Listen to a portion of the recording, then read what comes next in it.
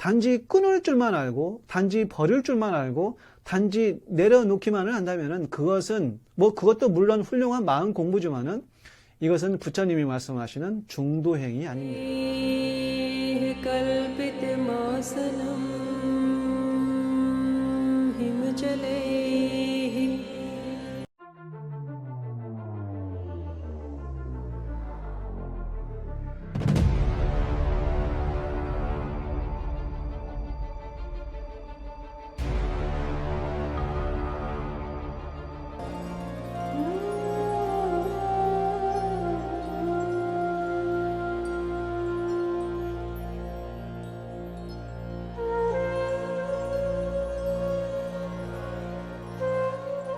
안녕하십니까. 바오부다 자오입니다. 반갑습니다. 오늘은 조주 스님의 유명하신 선문답이죠. 방아착 내려놓아라. 그렇다면 들고 있게라는 주제로 얘기를 나누겠습니다. 하루는 이제 엄양이라는 스님이 있는데 이 엄양 스님이 조주 스님에게 묻습니다. 한 물건도 없는 경우에는, 한 물건도 가지고 있지 않는 경우에는 어떻게 해야 됩니까? 라고 물어요. 이 엄양 스님은 이제 엄양존자라고도 불리는데, 부처님의 10대 제자 보면은 마하스존자, 안한존자 이렇게 존칭을 붙이잖아요. 존자라고 붙이는 것은 일종의 존칭입니다. 인품이 매우 훌륭하고 도와 덕이 매우 출중한 사람, 그런 사람을 이제 사람들이 존칭해서 존자라고 부르죠. 그래서 이 엄양 스님도 엄양존자라고 불리는 굉장히 유명하신 수행인이었습니다. 9세기경에 수행했던 조주 스님하고 당대에 같이 수행했던 분이죠. 이런 엄양종자가 조주 스님에게 한 물건도 가지고 오지 않을 때는 어떻게 해야 합니까? 라고 묻는 거예요. 달리 말하면 한 물건도 없는데 그때는 내가 어떻게 해야 되는가? 어떤 경계로 나아가야 되는가? 이런 질문이죠. 사실 이런 질문은 굉장히 수행이 좀 되신 분들이 하는 질문이죠. 뭔가 경계가 느껴지는 그런 질문이지 않습니까? 나는 이제 쉽게 말해서 세속의 물욕, 이런 모든 것들을 다 깨끗하게 넘어섰다는 거죠. 탐진치, 삼독을 넘어섰다. 그래서 한 물건도 없다. 한 그림자도 없고 한 물건도 없는데 어떻게 해야 하는가라고 조주 스님에게 묻고 있는 겁니다. 시부도로 치면 이제 망우존인의 단계라고 볼 수가 있겠죠. 소도 있고 나도 잊었는데 어떻게 해야 하는가? 이런 얘기입니다. 어쩌면 자신의 경지와 경계를 자신하고 조주 스님에게 점검받고자 하는 것일 수도 있고, 단순한 점검이라기보다는 자신의 경지와 경계를 자랑하는 것일 수도 있고, 아니면 한 물건도 없는 그때에는 어떻게 해야 하는가? 이 조주 스님에게 가르침을 청하는 것일 수도 있겠죠. 우리가 그 시대에 살아보지 않았으니까 그 시대의 그 상황을 모르고 우리는 다만 책으로만 내용을만 보잖아요. 어떤 건지는 잘 모릅니다.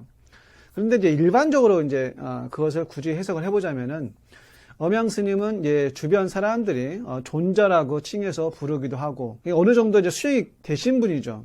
그래서 이분이 자신의 수행이 한 물건도 없는 본래 무일물의 경지에 머물고 있다는 겁니다. 한 물건도 없다는 건 뭐예요? 일체의 형상과 일체의 물력과 일체의 세속적인 욕망들에서 자유로운 상태에 있다는 거죠. 더 이상 그런 외부적인 인연들이 나를 혹하지 않는다는 거예요. 그래서 내가 이 경지에까지 갔는데 어떻게 해야 합니까? 라고 조주 스님에게 묻고 있는 거죠. 자, 조주 스님, 나의 경지가 이쯤 되는데 스님이 보시기에, 스님이 생각하시기에 어떻습니까? 한번 봐주십시오. 이런 거죠. 마치 해능조사처럼 본래 무일물, 한 물건도 없는데 뭐 닦을 것이 없다 그거죠.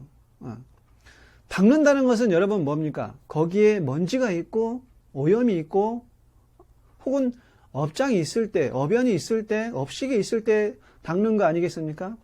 더럽지 않은데 걸레질이 필요하지는 않잖아요. 그죠? 이때 조주선사는 말합니다.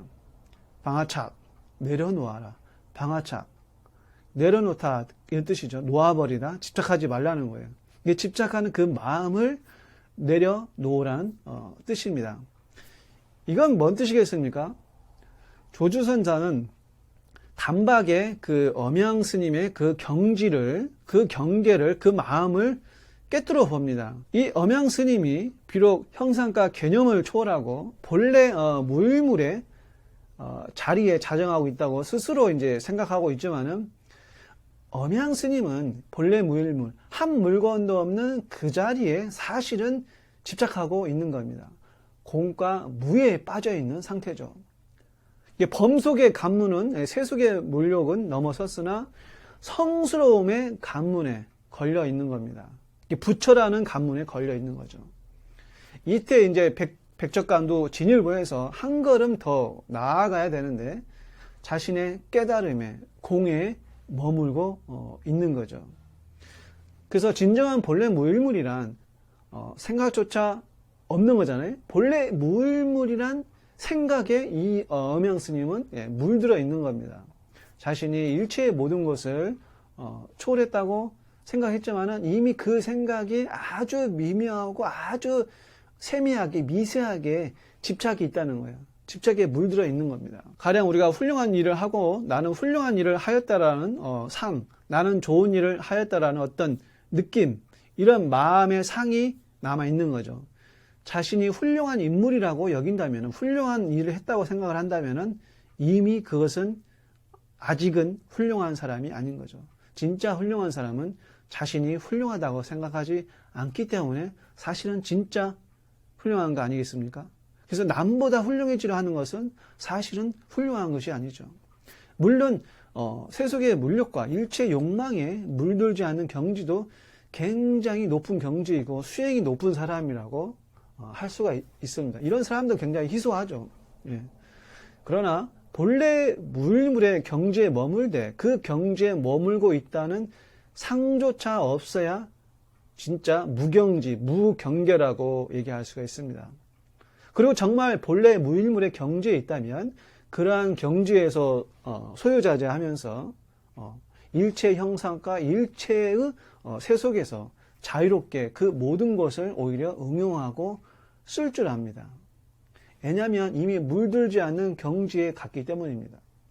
세속의 저작거리나 혹은 유흥가의 술집이나 걸릴 게 없는 거죠. 성스러운 것이나 성스럽지 못한 것이나 차별이 없습니다. 부처가 따로 있고 중생이 따로 있고 그런 구분이 사라졌습니다. 교회나 절이 따로 없고 사원이랄까 수행처가 따로 없습니다. 그 사람이 선 자리가 곧 수행처죠. 언제나 어디서나 어느 곳에서나 미륵의 정토요 하음의 불국토가 됩니다. 그래서 진정한 수행자라면 모든 인연을 초월하면서 존재하되 또 그 인연 속에서 그 인연을 자유자재로 굴릴 줄 알아야 된다는 거죠. 인연을 버리지 않지만 집착하지도 않습니다. 세속을 멀리하지 않지만 세속에 물들지 않습니다. 이것이 이제 부처님이 말씀하시는 진정한 중도행위인 거죠. 그러나 엄양은 아직 그 경계까지 도달하지 못한 거예요. 자신의 성스러움에 집착하고 있습니다. 엄양 스님은 내려놓으라, 방아짝하라는 그 말을 그런데도 아직 깨닫지 못하고 다시 이제 조주 스님에게 묻습니다. 아니 스님, 나는 한 물건도 없는데 무엇을 내려놓으라는 말입니까? 그러자 조주 스님이 말합니다. 그렇다면 들고 있게. 그렇다면 그것을 들고 있게. 이 말에 이 엄양 스님은 마치 이제 벼락을 맞은 것처럼 크게 깨우칩니다. 그렇다면 들고 있게. 한 물건도 없다는 거기에 집착하고 있다는 것을 그 엄양 스님은 깨우친 거죠. 여러분 어떻게 느껴지십니까? 자신의 생각, 본래 무일무이란 그 상 자체가 자신의 본래 면목을 구속하고 있다는 사실을 비로소 인식하게 된 거죠.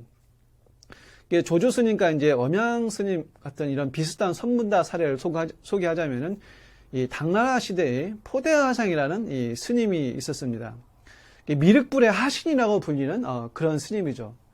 미륵불은 이제 석가볼 다음으로 미래에 오시는 부처님으로 서양에서는 햇비부타, 중국에서는 가게에 가보면 이게 제신으로 수양받는 그런 부처님입니다. 이게 항상 웃고 계셔서 한의불이라고도 합니다. 여기 이제 보이시는 분이 바로 이제 미륵 부처님이죠. 옛날 우리 그 금복주라는 거 소주병 보면은 이분 부처님의 이 미륵 부처님의 그 상이 있었어요. 거기 그려진 그 부처님이 바로 이제 포대화상, 이분이 바로 이제 미륵불의 화신이라고 불립니다. 이 스님은 항상 이 포대를 짊어지고 다녔거든요. 그래서 사람들은 그를 포대화상이라고 불렸습니다. 근데 그 포대 안에는 우리가 이제 뭐 크리스마스 되면 산타클로스가 이제 어린이들 선물 주듯이 그 포대 안에는 아이들의 장난감이나 사람들에게 주는, 가난한 사람들에게 주는 그런 선물이 있다고 전해집니다. 또 덩치도 이제 산타클로스처럼 이렇게 후덕합니다. 수염은 없지만. 그러다 어느 날 이제 하루는 어떤 사람들이 이 포대화상에게 묻습니다. 스님이 선의 통달을 하셨다면은 저희들에게 선의 진수를 보여주십시오.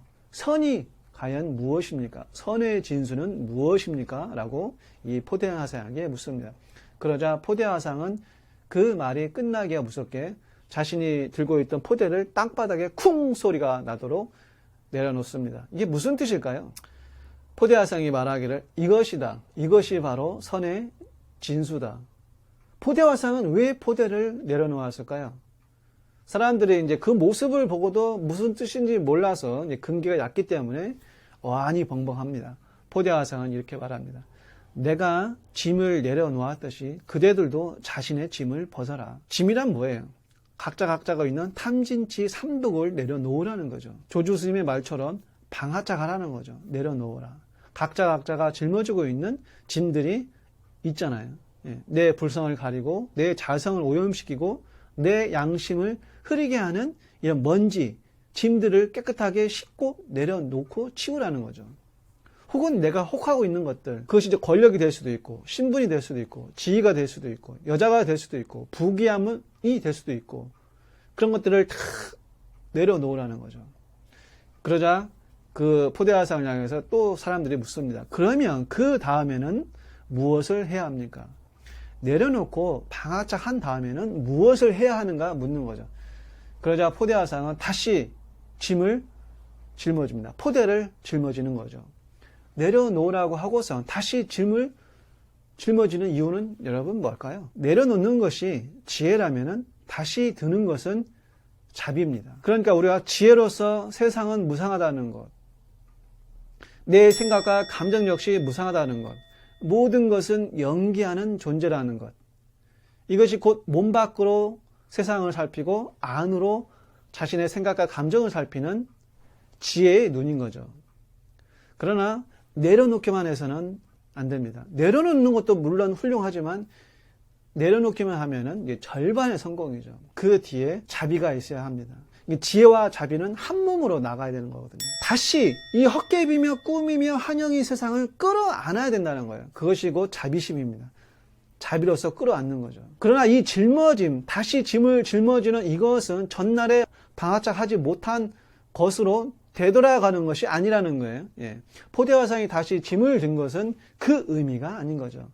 얽매이고 집착하지 않으면서 그 모든 것들을 자유자재로 운용할 줄 알아야 된다는 거예요. 그래서 먼저 지혜로서 내려놓고 자비로서 다시 들어 올리는 거죠.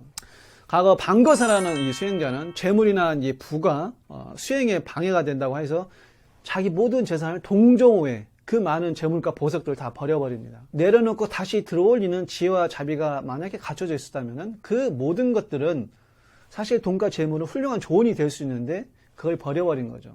사람과 일과 물건과 돈과 재산 혹은 명예와 지위, 신분과 권력을 초월하되 그 모든 인연들을 자유자재로 부를 줄 알아야 되는데 방거사는 그게 부족했던 거예요. 돈이나 재산, 신분이나 지위, 권력이나 명예는 사실 좋지도 나쁘지도 않은 것이거든요. 그것을 잘 쓰면 보약이 되고 좋은 것이 됩니다. 광결선연을 맺을 수가 있어요. 그런데 그것을 잘 못 쓰면 악연을 맺는 거죠. 상황 따라서 인연 따라서 그런 인연들이 나에게 온다면은 올바르게 인연을 자유자재로 굴릴 줄 알아야 된다는 거예요. 자비심이 있어야 된다는 거죠. 내 마음을 어떻게 쓰느냐의 문제입니다.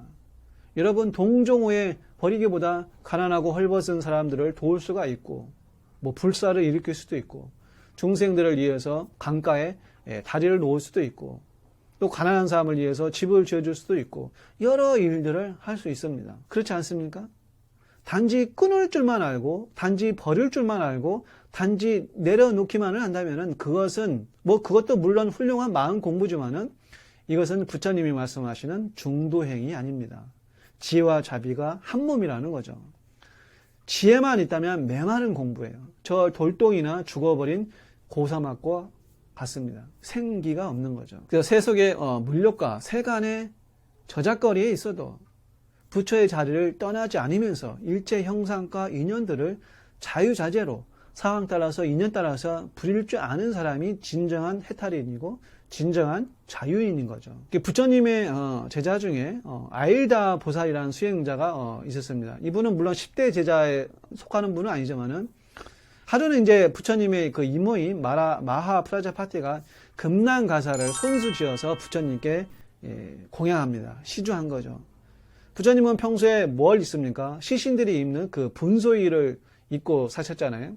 근데 이제 보기에 굉장히 안 좋아 보이는 거죠. 이 이모 되시는 분이. 그래서 이제 금난가사를 만들어서 시주한 거예요. 그러나 이제 부처님은 그 금난가사를 입지 않으시고 마하섭 존자에게 줍니다. 첫째 제자에게 준 거죠. 그런데 여러분 생각해 보세요. 부처님도 감히 입지 못하는 옷을 어찌 제자가 입겠습니까? 마하섭은 이제 안한존자에게 줍니다. 안한존자 역시도 부처님도 안 입고 사형도 안 입는데 내가 그 옷을 어떻게 입을 수 있겠는가? 그래서 이제 다른 사람들에게 또 줍니다. 예. 당연히 못 입죠. 세존도 못 입고 가섭존자도 못 입고 다른 10대 제자도 못 입는데 다른 사람들이 입을 수 있겠어요? 예. 내가 어떻게 감히 그것을 입을 수 있겠는가? 그 금난가사를 입을 수 있겠는가? 분에 넘친다 그러는 거죠. 그래서 그 금난가사는 주인 없이 이리저리 떠돕니다. 누구 하나 그 옷을 감히 받지 못하는 거예요. 다 거절하는 거죠. 그러다가 이제 이 옷이 어떻게 해서 아일다라는 이 수행자에게 이 금난가사가 온 거예요. 이 아일다는 미륵보살의 하신입니다. 그런데 이 아일다, 이분은 이 금난가사를 거절하지 않고 오히려 굉장히 기뻐하면서 그 옷을 받습니다. 그리고 그 옷을 입고 좋아합니다. 제자들이 이제 부처님께 그 사실을 구하자 부처님은 의외의 답변을 합니다. 오직 아일다만이 그 옷을 입을 수 있다. 이 말은 무슨 뜻일까요? 아일다는 이미 경지를 넘어섰다는 것이죠. 기쁨이 오면 기쁨을 취하되 거기에 물들지 않는 거예요. 이것이 진정 자유인의 경지입니다. 희노애락이 있지만 그 희노애락에 물들지 않는 거죠. 육조 해능대사가 십수년을 사냥꾼의 그 물 위에 있었잖아요. 언효대사가 거지들과 함께 어울리면서 지내셨습니다. 다 이런 경지라 볼 수가 있는 거죠. 중국으로 보면 이제 가장 대표적인 분이 당나라 시대에 또 이제 유명한 고승인 제공할불이라는 분이 있어요. 제공스님이라고도 불리는데 이 스님도 굉장히 소요자재하시는 스님입니다. 저도 이 스님을 굉장히 좋아하거든요. 중국 그 항주에 가면은 영은사와 정자사라는 절이 있는데 제공스님이 수행했던 그런 도량입니다. 근데 이 제공스님은 상식을 깨는 많은 기행과 이적을 행하신 그런 스님이에요. 중국에서는 우리나라로 치면은 언효대사만큼 굉장히 유명하신 스님이고 영화로도 많이 제작이 되었고 또 제공전이라고 해서 중국 드라마로도 많이 제작되었습니다. 또 주성치라는 그 홍콩 영화배우가 이 제공 스님을 많이 흉내냈었죠. 제공 스님은 그 행색이 완전 거지 같습니다. 또 술과 고기를 무척 좋아하는 스님이죠. 걸림없는 무예한 그런 수행인. 우리 구한말에 사셨던 경어 스님처럼. 그런데 그것이 사실은 모두 방편이고 진짜 술과 고기를 탐해서 그런 게 아니라는 거죠. 그 방편을 통해서 많은 중생들을 제도하고 스님들을 깨우칩니다. 물론 이제 우리 같은 수행자들은, 저 같은 수행자들은 아직 그런 경지가 아니기 때문에 함부로 그것을 흉내내서는 안 되는 거죠. 제공스님은 이 제공스님께서 고기를 한 입 베어불면은 그 고기의 본래 생명은 새 생명을 받고 태어날 수 있는 그런 공력, 도력이 있으셨다고 합니다. 근데 우리는 그게 됩니까? 그래서 불가에 이런 말이 있어요. 네가 저 강가에 물고기를 잡아먹어도 좋다. 그러나 네가 먹은 물고기가 다시 네가 싼 똥을 통해서 살아남으면, 살아오르면 그때 먹으라는 거죠. 고기를 먹고 똥을 쌌는데 다시 물고기가 네 똥근육으로 살아나오면 그때 먹으라는 거죠. 그 정도 도력이 되냐 이거예요. 그런데 이제 사실 많은 사람들이 이런 도력과 깨우침이 없는 상태에서 함부로 이제 경호 스님이라든가 옛 선사들의 기행을 흉내내거나 자신은 걸림없는 도인이라고 이제 막 얘기하는 그런 일부 스님들도 있거든요. 이것이 바로 이제 선무당이 사람 잡는다, 중생을 잘못 가르치는 굉장히 큰 죄이죠. 그래서 계율이 굉장히 중요합니다. 계율은 구속이나 속박이 아닙니다. 그러니까 진정한 계율은 내 양심의 계율인 거죠.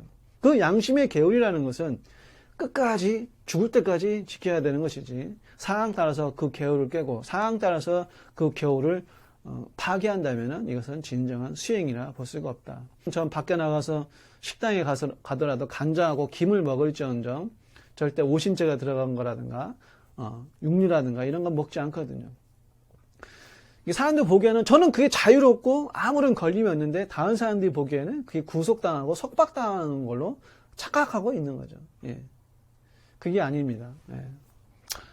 이거는 이제 번외의 얘기고, 오늘은 여기까지 여러분들과 얘기를 나누겠습니다. 본래 무일물의 경지에서 한 걸음 더 나아가는 그런 수행이 되시기를 희망합니다. 감사합니다.